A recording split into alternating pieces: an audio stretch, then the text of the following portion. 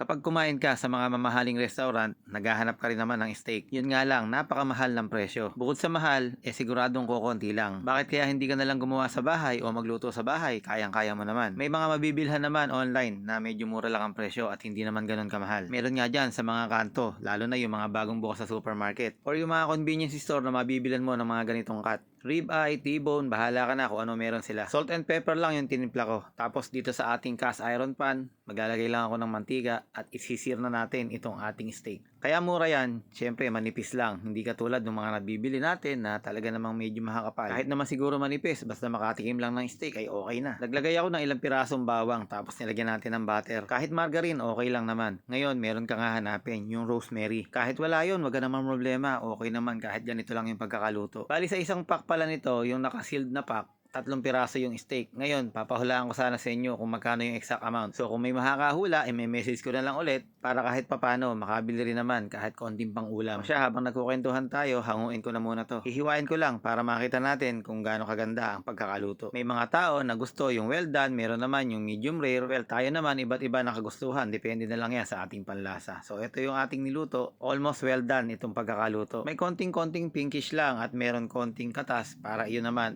maging juicy kahit papano. Kapag well done kasi masyado, alam nyo naman, medyo dry. Kung hindi dahil sa mantika o dun sa butter, hindi magandang kainin. Pero ewan ko na lang din dun sa iba. Sabi ko nga kanina, may kanya-kanya naman tayo ng kagustuhan. So kung alam mo yung eksaktong presyo, katulad ng sabi ko kanina, magme-message na lang ako sa'yo. Ganun lang ulit. Salamat sa inyo. God bless po.